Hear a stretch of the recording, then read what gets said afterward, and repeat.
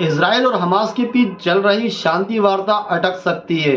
दरअसल इजराइल का कहना है कि हमास की मांगे ऐसी हैं जिन्हें माना नहीं जा सकता है। ऐसे में इजराइल के प्रधानमंत्री नेतन्याहू ने संकेत दिए हैं कि वे बातचीत से पीछे हट सकते हैं। नेतन्याहू ने यह भी कहा है कि इजराइल फिलिस्तीन के साथ दो देश के समझौते पर किसी भी अंतर्राष्ट्रीय दबाव में नहीं आएगा। उन्होंने कहा है कि इजराइल ऐसी कोई भी बातचीत सीधे फिलिस्तीन से करेगा और वो भी बिना तय की शर्तों पर।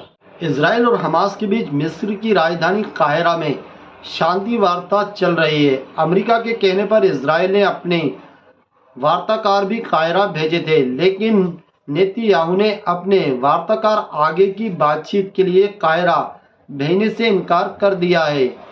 मीडिया रिपोर्ट द्वारा इसके लिए पूछे गए सवाल पर नेतन्याहू ने कहा है कि हमें इस बातचीत से हमास की भ्रामक मांगों के अलावा कुछ भी हासिल नहीं हो रहा है। मीडिया रिपोर्ट के अनुसार हमास द्वारा जो मांगे रखी गई जा रही हैं उसमें गाजा में युद्ध तुरंत समाप्त करना और हमास को छुड़ाने की मांग की जा रही है। साथ ही हजारों हमास के समर्थकों को इजराइल की जेलों से रिहा करने की भी, साथ साथ यरूशलेम में यहूदियों के धार्मिक स्थल टेम्पल माउंट को लेकर भी मांग की जा रही है।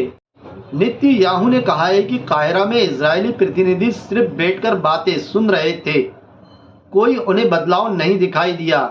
ऐसे में जब तक हमें कोई बदलाव नहीं दिख जाता तब तक हम बातचीत के लिए वापस अपने प्रतिनिधियों को नहीं भेजेंगे। इजराइल के अभी भी 100 से ज़्यादा बंधक हमास के कब्जे में हैं। वहीं इजराइल हमास के खात्मे पर अड़ा हुआ है। इजराइल ने अब राफा शहर में अपना अभियान भी शुरू कर दिया है। फिलिस्तीन को अलग देश के रूप में मान्यता देने की मांग पर इजराइल पीएम ने कहा है कि एक तरफा तरीके से फिलिस्तीन को अलग देश की मान्यता देने से बड़ा इनाम आतंकवाद के लिए कुछ भी नहीं हो सकता।